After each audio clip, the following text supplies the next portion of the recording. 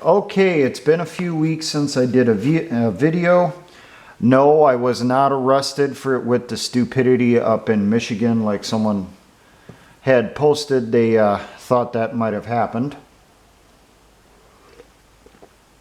I may be dumb, but I ain't that dumb to get involved in that type of crap. So I got a few videos I'm going to try knocking out this week as I get time, and this coming weekend, and getting them posted as I'm able to. Now, the reason I did not get any videos done for a few weeks should be pretty obvious. It's fall, harvest season. I had firewood I'm finishing cutting up, trying to get that stacked so it can dry out. I had garden I had to go through and harvest and pull plants so that they can get buried to decompose for next year's garden. Trying to do the last mowing for the year before I let the grass just go for the rest of the year here. So I've been busy, very, very busy. On top of that, I've been trying to do some stuff logistically for the unit as best I can with what I have available. And there's still quite a bit I want to do yet on that. Another issue I've been dealing with, or did deal with, a core member of our unit, the militia unit I'm actually in and train with, had a death in the family a few weeks ago. It was a close family member. If you're watching, you still have my condolences for your loss. He has not taken the loss very well. His family has taken it worse than he has. He left me a message a couple weeks ago about what was going on, said he needed to take time off from the unit for a while. Don't have an issue with it. So I told him I would use the chat service that we use once in a while. Told him what times I would be on each evening for if he needed to talk. He never did. At least not when I was on. He did post some comments later in the day. Some of them were derogatory. Some of them were just plain insults. And I know it's because of the stress he's going through. Hey, been there, done that. I've lost loved ones. I've lost people that are close to me. I know what it's like. So I just let that slide off. Ultimately, he ended up leaving the unit, and that caused one hell of a ripple, because he was the one that handled our background checks. He was our recruiter, and I always took for granted that he would always be there. So I never bothered to learn how to do the background checks. I don't know the sources he used for doing them. So right now I'm starting from scratch on that. I'm trying to learn, how can I do the background checks, hopefully without having to pay too much cash. And I'm still working on that. It's taken time. If anyone has any recommendations for sites, let me know. I'm looking for doing criminal background checks, sex offender registries, the basic really bad stuff that disqualifies a person. Now, I should knock this out quick, though I'm not very fond of doing rant and random thoughts videos because you don't really learn much. It's just me running on about stuff that's pissing me off.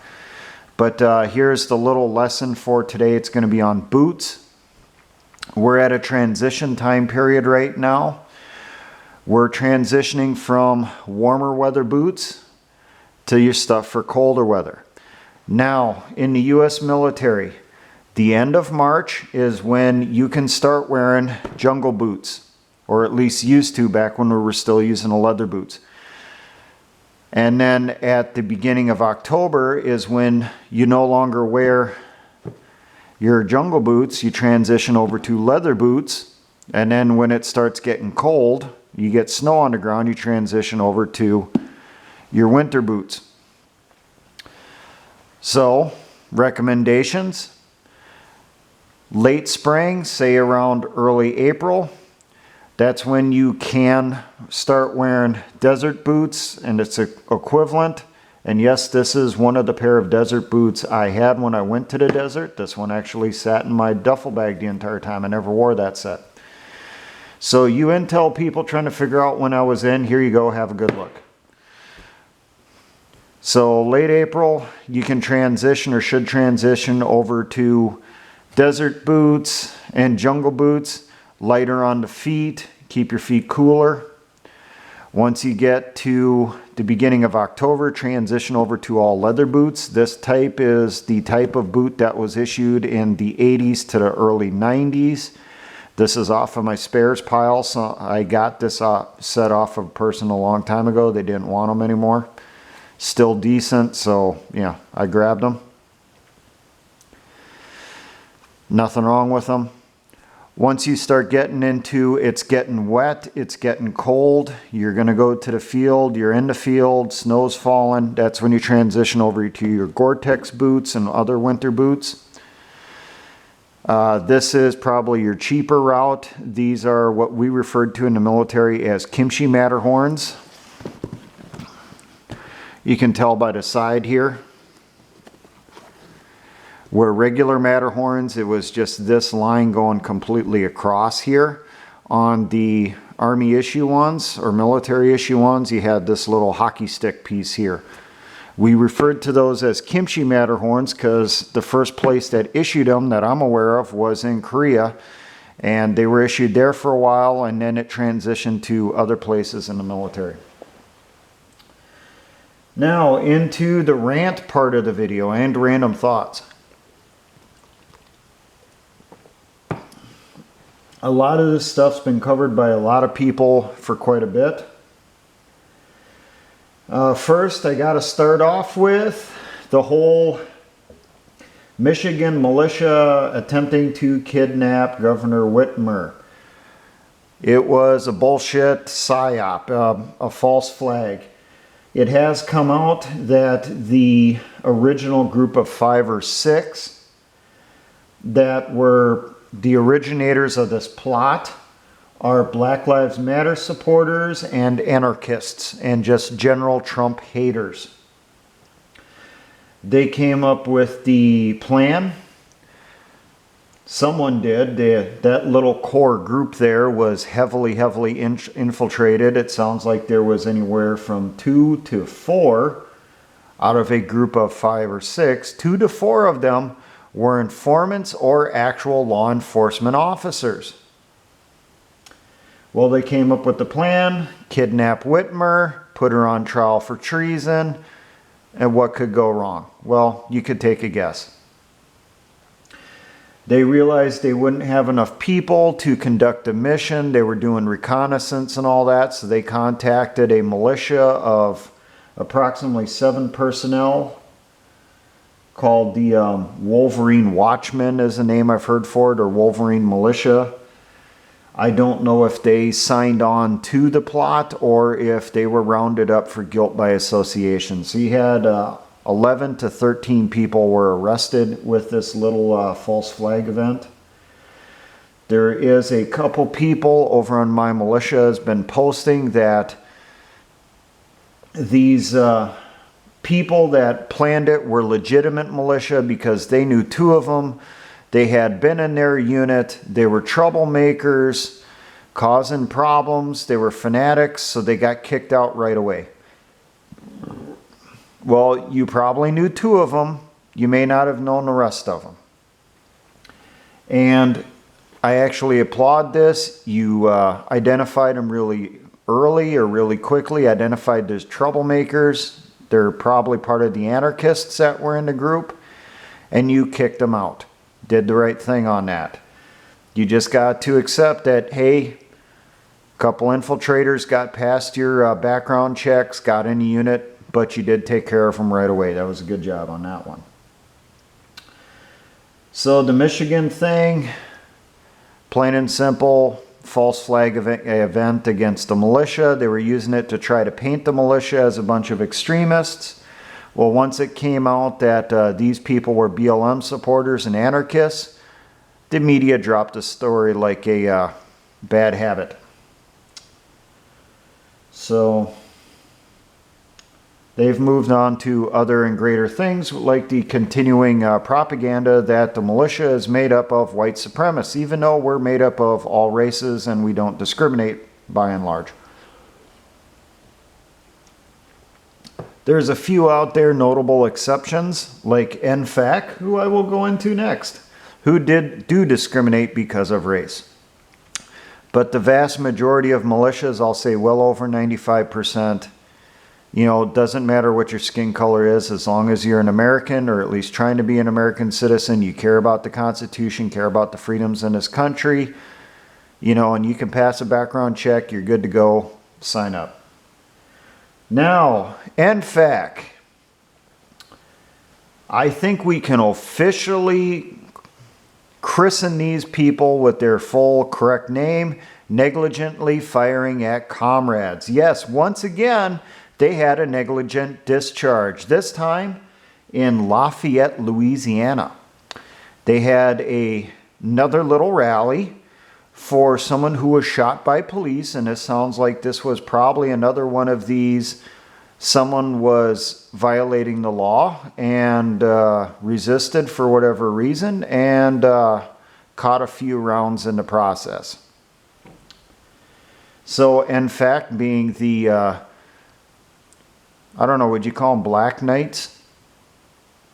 Something to think about. Someone who rides into the rescue you usually refer to as a white knight, but this is a racist black militia, so do you call them black knights? I don't know.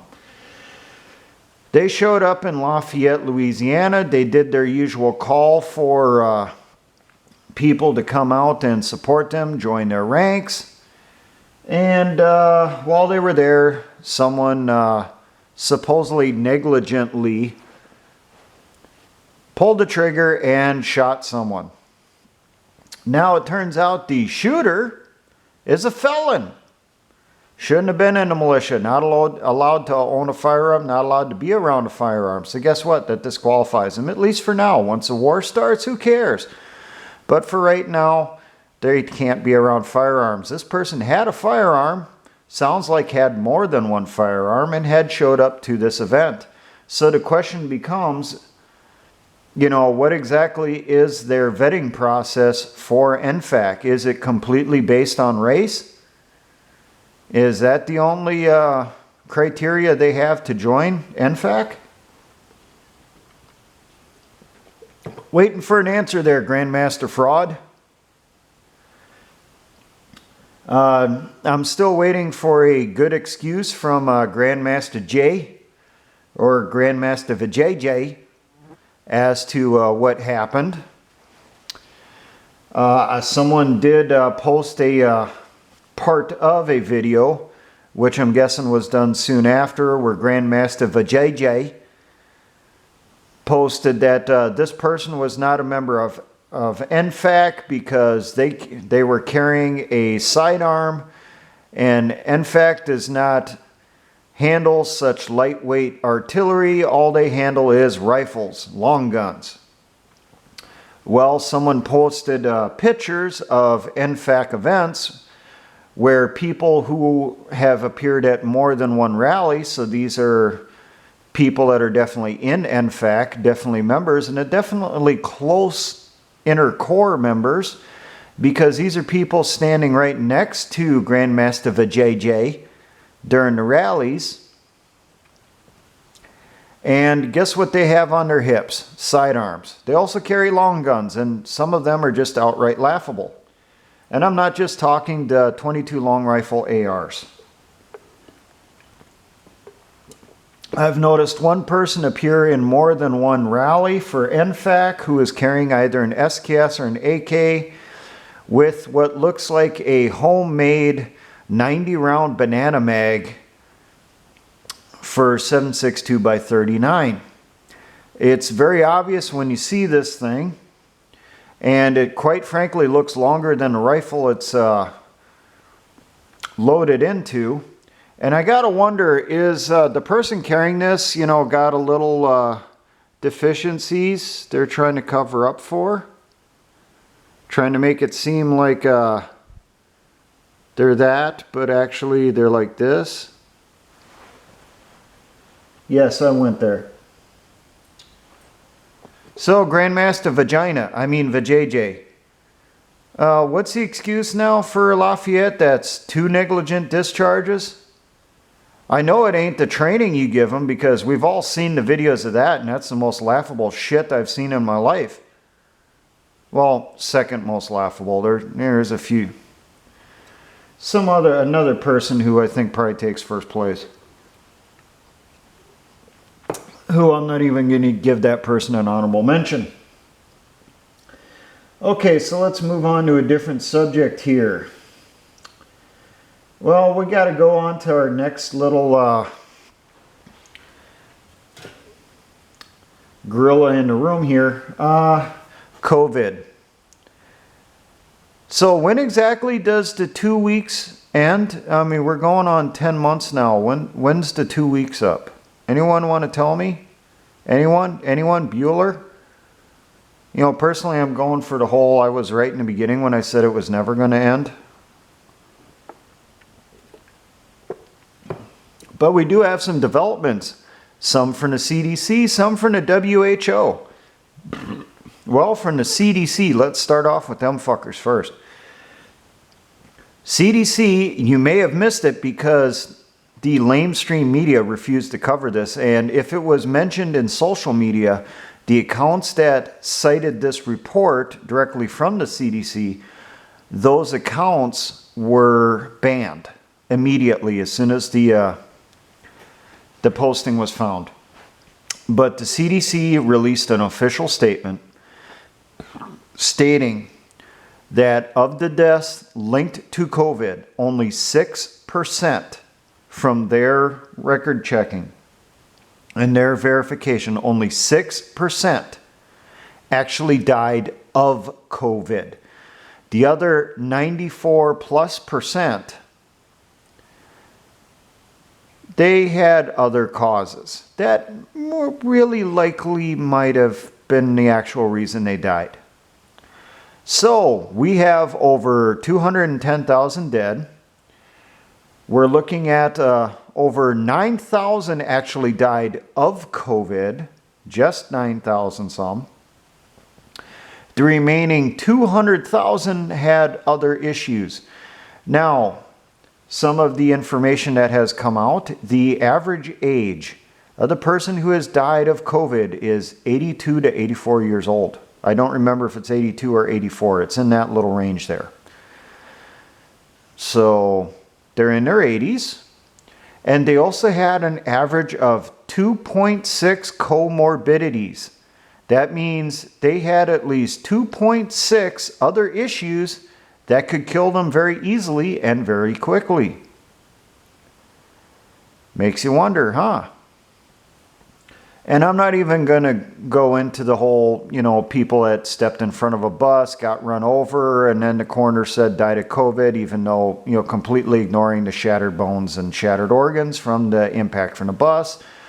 Or the people that, decided to find out how gun oil tastes by putting a barrel of their weapon inside their mouth, or, on and on and on, who were written up as COVID deaths.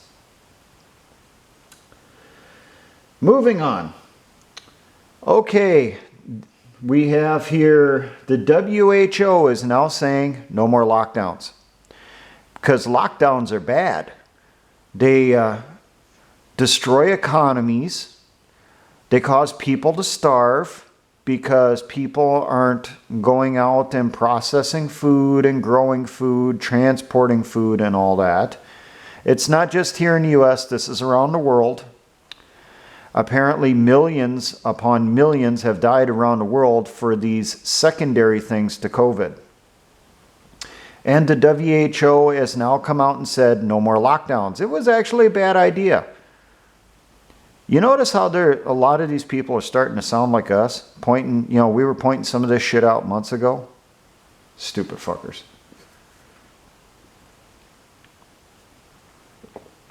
So you have the China Health Organization, or excuse me, WHO, World Health Organization says no more lockdowns. So we can jump back into the US here. Let's talk about the money supply. Remember when we were told a few months ago on how there was a coin shortage? Well, how the hell was there a coin shortage? We had enough coins before, the stuff that was already in circulation. Not all of that gets taken out every year and replaced with brand new shit. So they only take out a very small percentage of coinage that is considered too wore out, and that gets reprocessed into new coins. So, you know, there's word that, well, one of the reasons there's shortage is they're not producing as many new coins because of COVID. Well, what about the old ones that were in circulation? You know, I still find coins when I go to a store that were minted in the 1950s and still in circulation. What happened? Are you starting to take them out because they're past their expiration date? Anyone? Anyone? Bueller? You listening? Wake the fuck up. Give me an answer. I'm here at the front of the classroom. Anyone? Yes, what they're actually doing is they are removing coins from circulation to cause an artificial scarcity to get people scared about the money supply. Add to this, Dabu7 had a video here a couple days ago. A release was put out by, the WHO again. Hey, they popped up again. Now stating that COVID-19 can survive on paper money for up to 4 weeks. How come it won't survive anywhere else, but it will survive on paper money for up to 4 weeks? And the WHO is recommending that countries around the world eliminate their paper money supplies. Truthfully, I think this comes down to both of these together. The coin shortage and the paper money thing is part of the whole removing currency. Granted, it's fiat currency, but removing that from circulation to force you to have to use electronic means like a debit card, a credit card, or your cell phone. It's been, well, you know, common knowledge for a long time. If you pay with cash, no one can really tell what you purchased. They can't link it back to you. But if you pay with a credit card, debit card, or now your cell phone, well, that processing company gets an invoice of what you purchased, along with when and where. So this is just a way for them to be able to track what you're purchasing to make sure you're not purchasing the wrong stuff. We don't want you to purchase large amounts of food or ammunition or firearms or seeds, you know, anything that'll make you self-sufficient. No, bad citizen. Okay, let's move on here. Can empty. No, it's not a beer, it's a soda. I actually ran out of beer a few weeks ago. I haven't been able to afford to get any replacement. Now, Backcountry Preps did a video earlier today bringing up that he thinks Joe Biden was chosen as the candidate to make Trump look better in the eyes of the people, so people vote for him. And then they're going to steal the election, and it'll get patriots, the average American, upset in the situation to rise up and start the war so they can go back and still try to blame, you know, anyone who's to the right of Mao Zedong. Truthfully, I don't think it matters anymore. I think and we're already catching this shit. Leftist groups are dressing up as patriots deliberately to cause problems. Did anyone notice that in Denver, Colorado here recently? Someone getting shot by someone who was dressed up as a patriot wearing a Black Guns Matter t-shirt. Turned out he was an Antifa supporter and he shot someone, and yeah. Well, there's actual intel we're catching. Not in my immediate area. It's being reported on My Militia. They're catching leftist groups, Antifa groups, BLM groups, posting stuff on social media and also literally putting out flyers calling for, workers of the world to unite and dress up like patriots and show up at polling stations and start intimidating people and beating people up so that they can blame the evil right-wing militias. Power to the people. Yes, people have gotten a hold of the actual physical copies of that and posted them online for militia to see. So we know that's going to happen, so it really doesn't matter at this point. Regardless of who actually pulls the trigger officially starting shit, it's going to get blamed on militias anyway, so you better just, fucking accept that.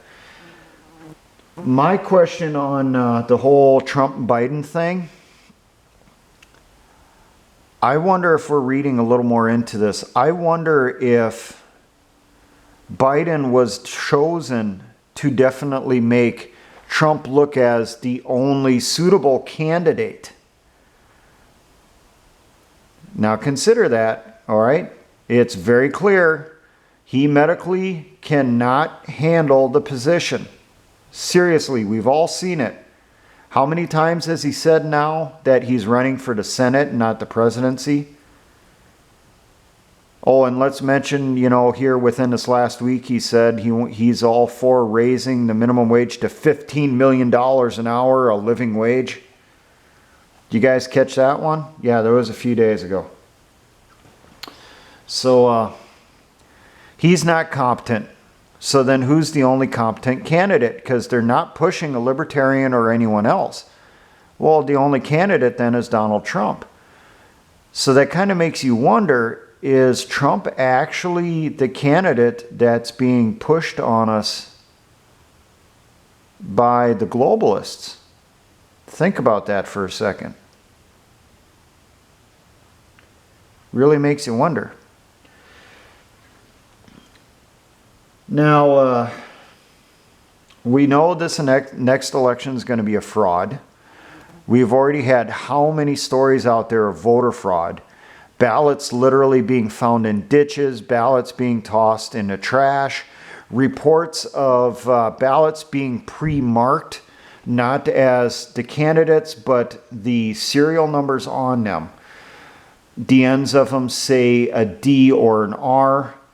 Well, the people getting the R ones typically vote Republican. They notice that, and the people getting Ds or people that typically vote Democrat. So then, you have that identifying mark on there. What's going to happen to those R ballots? Are they just going to not get opened up and disappear? Who knows? I know for my county, okay, I found this out here a couple months ago.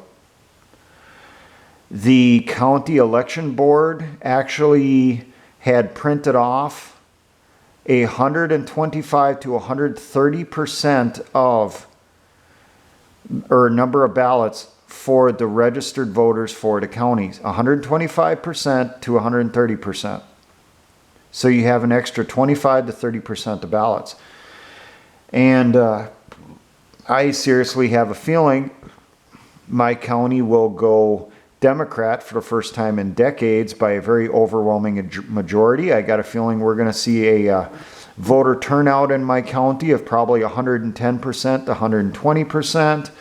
I think the voter turnout for my state we're going to try setting the national record. We're going to try turning out for 120 to 130% voters across our state. We're definitely going to make sure every vote counts, and it counts more than once. So, yeah. And they say Trump's trying to stuff the ballot boxes. Go figure. We all know it's a fucking crock on that one. This election's going to be a fucking farce. If you missed it a few weeks ago here, Pelosi made a comment, I think it was 2 weeks ago. Pelosi made a comment at a press conference in DC that she had been notified by certain people that she is going to be the next president of the United States, that they are going to deliberately so muddy up the process that in late January, when the House of Representatives is supposed to certify the election results, there won't be a result. And under the Constitution then, the House of Representatives has to choose a interim president. And Pelosi has been told, this is from her, she said this on air, she has been told she will be the next president until they sort out who is the proper president. At the same time this is going on, you have the Democrats attempting to set up a permanent 25th Amendment committee who will be outside government, supposedly, who will independently determine when a sitting president is no longer capable of fulfilling the position. Rumor has it they were going to use it on Trump, but then Pelosi or someone let it slip once again. I think this was within the last half week here to a week. Pelosi let it slip that this 25th Amendment Commission is actually meant for President Biden. That within the first couple days of him getting in office, he will be removed for his very clear mental deficiencies, and we will have a Harris presidency. Talk about a load of shit, ain't it? Either way, is it really going to matter? And I'll let you know right now, doesn't matter worth a shit who wins. And you know why? Because the anarchists, Antifa, BLM have already stated, everyone already should have heard this multiple times, they've already stated that regardless of who wins, they're going to ratchet up their little revolution. They want to literally burn this country down. And talk is they're going to start on election night. Places I think they will hit election night will probably be New York City, probably Chicago, Washington, D.C., Minneapolis, because there's been a lot happening there with that type of crap, Portland, Seattle, and probably L.A. is what I'm thinking. That'll be the places where it's first going to start, and then it'll slowly spread into other major cities. They'll go through, they're just going to skip the whole peaceful protest thing, and they're just going to go straight into rioting. And the media will still keep talking about the mostly peaceful protests as buildings are burning down around them. Gunfire is going off in the background. It'll sound like fighting in Solder City.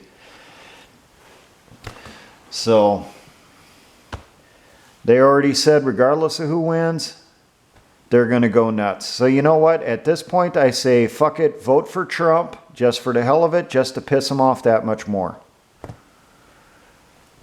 I've already voted, and I took my ballot to the secure drop box at the county seat and put it in the drop box. That drop box is being monitored by 24-hour video surveillance with armed guards, literally police officers with their weapons locked and loaded to make sure no one tampers with that drop box. So I took mine straight there instead of putting it through the post office. Little bit of drive to get there, but hey, I got it there. Will it count? Who knows? Don't care. Now, I will bring this up. With the very, very likely chance that we're going to see violence around the election, and there's more and more of this coming out that this is going to happen. There's a group called Shutdown DC. They got caught distributing a brochure, booklet, something along that lines, stating on how they're going to cause disorder after the election. This news article was put out by Breitbart. They linked directly to the brochure or booklet. And then I think after this leftist group, Shutdown DC, found out about it, they password protected that book. If you're not part of the inner circle, you can't access it now unless you ask them for permission. So hopefully someone actually downloaded a copy of the book itself and gets that posted out there. I've looked for it. I haven't been able to come across it yet.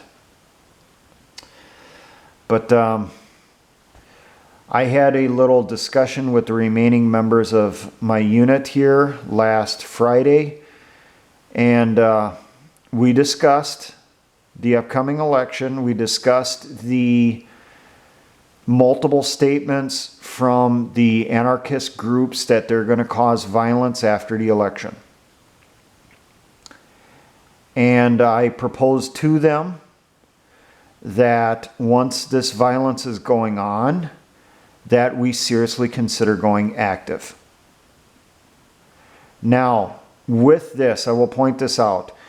We will only go active, I said, if law enforcement and the National Guard is not able to or is prevented from stopping the violence. And I said the only violence that I think would justify us going in is they're taking over massive areas of major cities, turning them into massive Chaz or CHOP zones, which are just pure anarchy or communist governments. These groups are producing, they're showing these supposed Chi-Com supplied weapons. Because remember, there's rumors that they've been given full auto AKs, RPGs, hand grenades, mines, 60 millimeter mortars, and also 12.7 millimeter machine guns. We'll see if that's true or not, I think, here in a few weeks. But if we see them haul that stuff out, it's on camera, they're using this stuff. Okay? That shows that at that point they've stepped out of the boundaries from being protesters and rioters into an insurgency, into insurrection. And under state and federal law, it's the same in every state, under state and federal law, one of the main missions of the militia is to assist in suppressing an insurrection. So if these leftist groups are coming out with military grade hardware, they're attacking people with it. Law enforcement is being prevented from stopping it. National Guard is being prevented from stopping it, or they're completely overwhelmed and getting their asses handed to them. At that point, our unit will discuss very seriously about activating and going to the field to assist law enforcement in whatever way is needed. Now, if that means assisting them with medical assistance, helping evacuate wounded from their firefights, so be it. If it means giving them a little bit of fire support, so be it. Our war would not be with law enforcement, it is with the communists. Okay? As much as possible, we're talking about staying out of the cities that maybe we're not going to commit until they've have their little core area there and they're starting to attack out from the cities, attack into the rural areas. Now, when they do that, it's not going to be like it was at Fort Collins, Colorado, or Bethel, Ohio, or all the other cities where they've tried it and they've had their asses handed to them. If they're coming out with military hardware, they're going to be coming in guns a-blazing. And I suspect when they do that, they're also going to be coming out and starting to do mass murders. Communists are notorious for that when they're taking over, to start lining up people next to the ditch, putting a bullet in the back of the head and dropping them in the ditch. So if this stuff is going on, okay, as I said, law enforcement, National Guard, the military is not able to stop it. They can't contain it. I really believe my unit should activate, go to the field at that point, because we have a force right at that point. They're in an insurrection. And, the law states we're supposed to get involved at that point. So, hopefully we won't have to. I and the others pray we don't have to. I'd much rather stay at home. Go to work, do my shifts, go see family during the holidays. I don't want to spend the holidays out in the woods underneath a tarp trying to stay warm while eating rice and beans. But that is a very likely possibility right now. So every militiaman that's out there that's watching this video, and law enforcement also, think about what's going to be your line in the sand here. If they do ratchet things up, what's going to be that point where you're going to say enough is enough?